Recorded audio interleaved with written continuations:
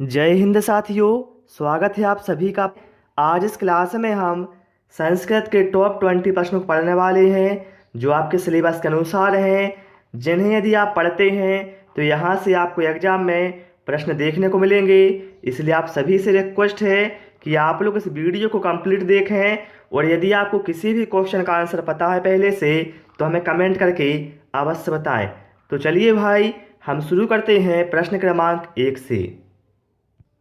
कहा गया है, प्राथमिक स्तरे बालस्य भाषा विकासार्थम सर्वतो महत्वपूर्णम अस्ति। अर्थात प्राथमिक स्तर पर बालकों के भाषा विकास के लिए सबसे महत्वपूर्ण है व्याकरणस्य ज्ञानम मतलब व्याकरण का ज्ञान, भाषा संबद्ध वातावरणम मतलब भाषा समृद्ध वातावरण, भाषाया पाठ्यपुस्तकम मतलब भाषा की पाठ्यपुस्तक, या फिर बालस्य आकलन मतलब बालकों का आकलन। तो ध्यान रखना, जब भी प्राथमिक स्तर पर भाषा विकास की बात की जाती है तो वहाँ पर सबसे महत्वपूर्ण होता है भाषा समृद्ध परिवेश। तो यहाँ पर ऑप्शन बी में कहा गया है भाषा समृद्धम वातावरणम। ये बिल्कुल यहाँ पर हमारा करेक्ट आंसर हो जाएगा। इसके बाद आएंगे हम प्रश्न क्रमांक 2 पर। पितामह इतस्य वाक्य विग्रह पितामह इतस्य विग्रह वाक्यम किम। अर्थात यहाँ पर इसका अर्थ हुआ पितामह, इसका विग्रह वाक्य क्या होगा। पितुः पति, पितुः पिता, पितुः पुत्रः, पितुः पुत्रः। तो देखिए साथियों, पितामह इसका विग्रह वाक्य होगा पितुः पिता। यहाँ पर करेक्ट आंसर हमारा ऑप्शन बी के साथ चला जाएगा। ठीक है, चलिए प्रश्न क्रमांक 3 पर आते हैं। और आप सभी से रिक्वेस्ट है, यदि आपको हमारी क्लास पसंद आए तो भैया वीडियो को लाइक और शेयर अवश्य कर दें। कहा गया है छात्राणाम लेखनस्य आकलनम मुख्यतया ध्यानम ददाति। अर्थात यहाँ पर इसका अर्थ हुआ छात्रों में लेखन के आकलन में मुख्यतः ध्यान देना चाहिए। कहाँ पर देना चाहिए। शुद्ध वर्तनयाम व्याकरणम मतलब व्याकरण में शुद्ध वर्तनी पर, विचारणाम अभिव्यक्ति मतलब विचारों की अभिव्यक्ति पर, शब्द सीमा निर्धारण पर, या फिर लेखन समय रूढ़ि प्रयोगाणाम लोकोक्ति नाम चा प्रयोगों। मतलब क्या है, लेखन के समय रूढ़ि प्रयोग और लोकोक्ति के प्रयोग पर। तो ध्यान रखना, छात्रों में लेखन के आकलन में मुख्यतः ध्यान देना चाहिए विचारों की अभिव्यक्ति पर। तो ऑप्शन बी में क्या कहा गया था, विचाराणाम अभिव्यक्तौ। तो ये बिल्कुल यहाँ पर करेक्ट आंसर हमारा ऑप्शन बी हो जाएगा। इसके बाद आएंगे हम प्रश्न क्रमांक 4 पर। कहा है वयम शब्दस्य मूल रूपम किम। अर्थात यहाँ पर कहा गया है जो वयम शब्द है इसका मूल रूप क्या है। क्या है, वयम शब्द का मूल रूप क्या है। यद, अस्मद, युष्मद, त्यद। तो भैया वयम का मूल शब्द रूप क्या होता है, वो होता है अस्मद। तो यहाँ पर करेक्ट आंसर हमारा ऑप्शन बी के साथ जाएगा। इसके बाद आएंगे हम प्रश्न क्रमांक 5 पर। विषय केंद्रित उपागमे अधिगम अनुभवः संबद्धः भवन्ति। अर्थात यहाँ पर इसका अर्थ हुआ विषय केंद्रित उपागम में अधिगम अनुभव का संबद्ध होते हैं। बताना है विषय केंद्रित उपागम में अधिगम अनुभव किससे संबद्ध होते हैं। छात्र रुचि भी मतलब छात्र की रुचियों से, पाठ्यक्रमेण मतलब पाठ्यक्रम से, अध्यापक विषय दक्षता मतलब अध्यापक की विषय दक्षता से, या फिर शैक्षिक प्राविधिना या फिर शैक्षिक प्राविधियों से। देखिए यहाँ पर एक शब्द आया है विषय केंद्रित। तो ध्यान रखना, विषय केंद्रित उपागम में जो अधिगम अनुभव होते हैं वह पाठ्यक्रमेण मतलब पाठ्यक्रम से संबद्ध होते हैं। यहाँ पर करेक्ट आंसर हमारा ऑप्शन बी के साथ जाएगा। ठीक है, चलिए प्रश्न क्रमांक 6। गते अपि में संधि है। बताना है गते अपि में कौन सी संधि है। अयादि, पूर्व रूप, पर रूप या फिर गुण। तो यहाँ पर करेक्ट आंसर साथियों हमारा ऑप्शन पूर्व रूप बिल्कुल करेक्ट आंसर हमारा हो जाएगा। गते या पी में कौन सी संधि है, तो इसमें पूर्व रूप संधि है। ध्यान रखना, देखिए क्या है, यदि आपको ऐसा मिले हरे आओ तो इसमें भी क्या है, पूर्व रूप संधि होगी। ठीक है, यदि मिले आपको क्या, वने या पी, ये बहुत ज़्यादा पूछे जाने वाले शब्द हैं जो मैं आपको बता रहा हूँ। वने या पे में भी क्या है, पूर्व रूप संधि होगी। ठीक है, चलिए प्रश्न क्रमांक 7 पर आते हैं। कहा है कस्याम विधौ उदाहरणै नियमं प्रतिशिक्षण सूत्र से अनुसरणम क्रियते। अर्थात यहाँ पर कहा गया है कौन सी विधि उदाहरण से नियम की ओर शिक्षण सूत्र का अनुसरण करती है। बताना है कौन सी विधि है जो उदाहरण से नियम इस शिक्षण सूत्र का अनुसरण करती है। संभाषण विधि, आगमन विधि, पाठ्यपुस्तक विधि या फिर निगमन विधि। तो हम सभी को पता है उदाहरण से नियम की ओर इस शिक्षण सूत्र का अनुसरण करती है आगमन विधि। तो ऑप्शन बी में क्या है, आगमन विधौ, ये बिल्कुल हमारा करेक्ट आंसर हो जाएगा। और जिन साथियों ने अभी तक हमारे चैनल को सब्सक्राइब नहीं किया है तो सभी से रिक्वेस्ट है चैनल को भाई सब्सक्राइब भी अवश्य कर लें।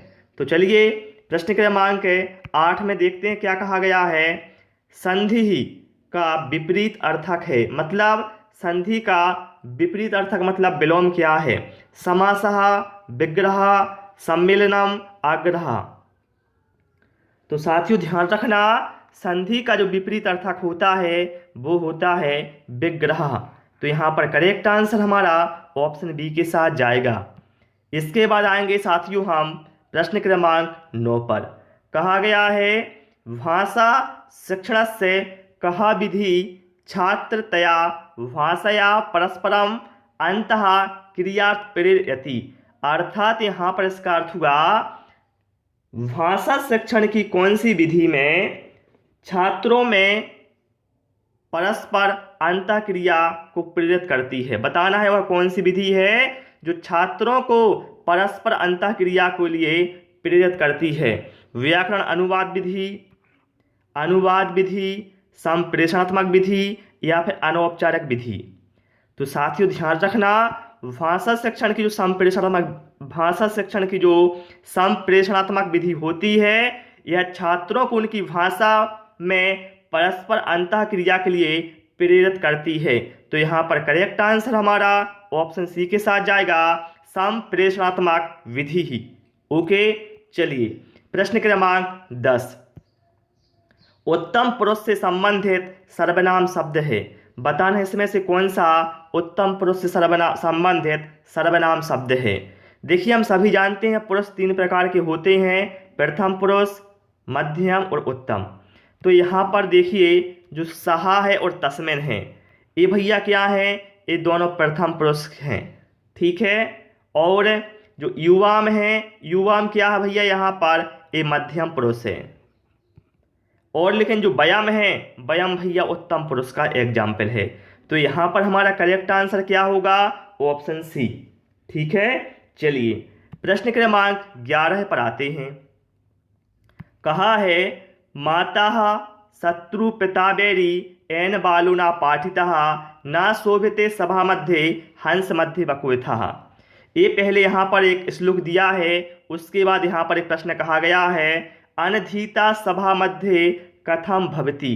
देखिए इसका अर्थ पहले ये हुआ इस श्लोक का कि वह माता पिता बैरी के समान हैं जिन्होंने अपने बालकों को नहीं पढ़ाया है, क्योंकि वह सभा में उसी प्रकार शोभित नहीं होते जैसे हंस के मध्यों में बगुला। ठीक है, तो यहाँ पर प्रश्न में क्या कहा गया है, अनधीता सभा मध्य कथम भवति, मतलब अविद्वान लोग सभा के मध्य में कैसे होते हैं, क्या होते हैं। तो भैया देखिए जो अविद्वान लोग हैं वो सभा के मध्य में क्या है, शोभित नहीं होते, मतलब क्या है, ना शोभिते। तो यहाँ पर करेक्ट आंसर हमारा हो जाएगा ना शोभिते। चलिए प्रश्न क्रमांक 12।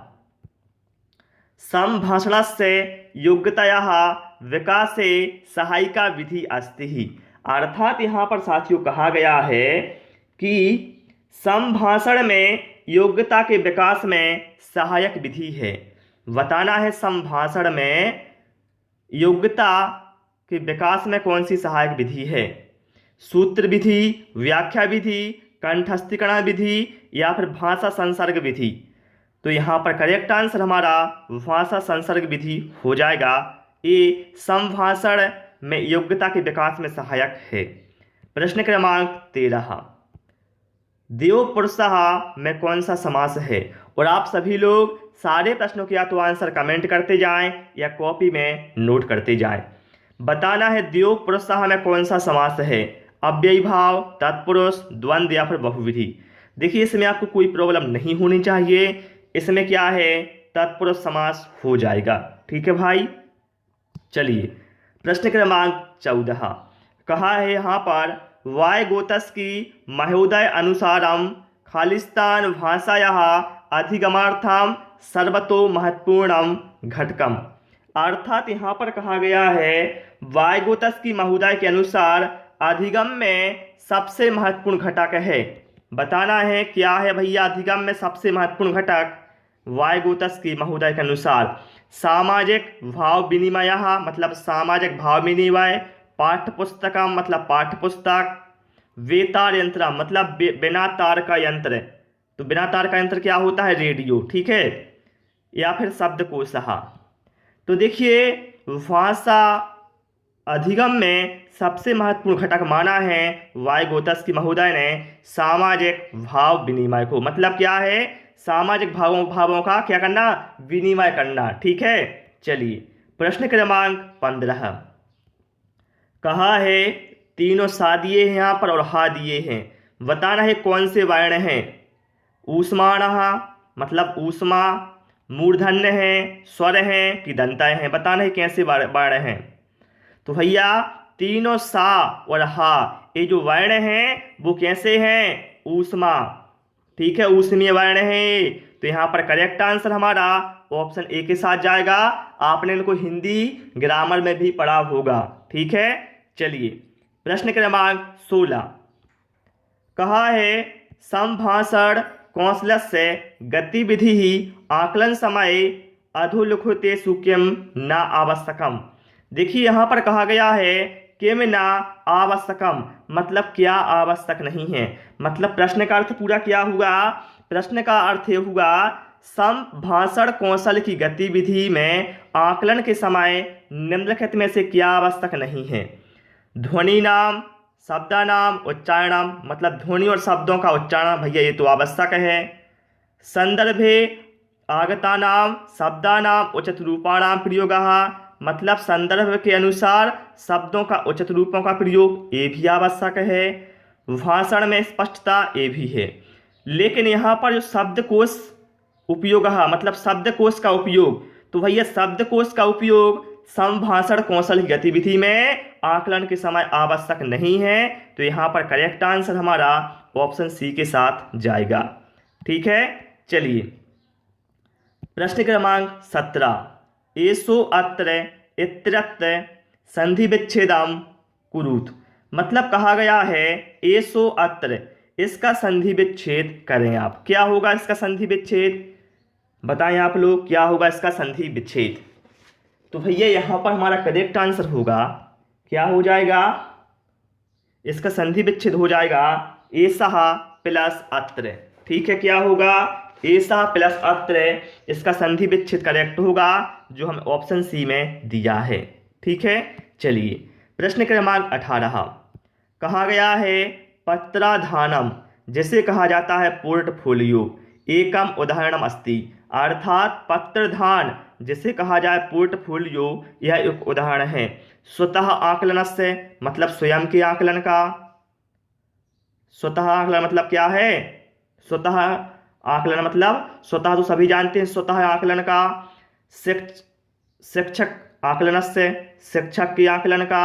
उभयम स्वतः आकलन से और शिक्षका आकलन से मतलब क्या है? यहाँ पर ये कहा गया है दोनों का, स्वतः आकलन का और शिक्षक के आकलन का।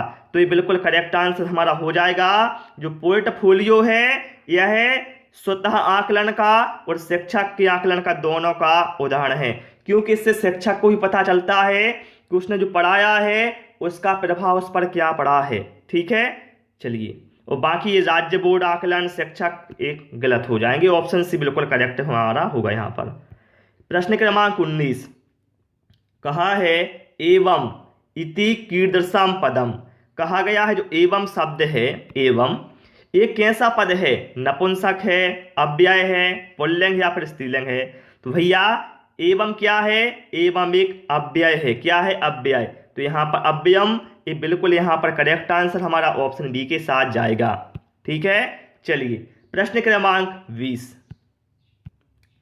कहा है यहाँ पर संरचनात्मक उपागमे क्रियते, अर्थात यहाँ पर इसका अर्थ हुआ संरचनात्मक उपागम करता है। क्या करता है, वाक्यानाम संक्षिप्तीकरण, मतलब वाक्यों का संक्षिप्तीकरण, वाक्यानाम संरचना, वाक्यों की संरचना, वाक्यानाम अनुवादः, मतलब वाक्यों का अनुवाद, सूत्राणाम व्याख्या या फिर सूत्रों की व्याख्या। तो ध्यान रखना संरचनात्मक उपागम क्या करता है, यह वाक्यों की संरचना करता है। यहाँ पर करेक्ट आंसर हमारा ऑप्शन बी के साथ जाएगा। ठीक है साथियों, तो प्यारे साथियों उस क्लास में केवल हमने 20 क्वेश्चन इंक्लूड किए थे, जो कि मैंने आपको आसान भाषा में व्याख्या से समझा दिए हैं। आपको क्लास कैसी लगी और आपने 20 में से कितना स्कोर किया है वो हमें कमेंट करके अवश्य बताएं। क्लास पसंद आई हो साथियों, सभी से रिक्वेस्ट है कि आप लोग इस वीडियो को लाइक करें, दोस्तों के साथ शेयर करें और नए नए वीडियो पाने के लिए चैनल को सब्सक्राइब करें। Thanks for watching this video.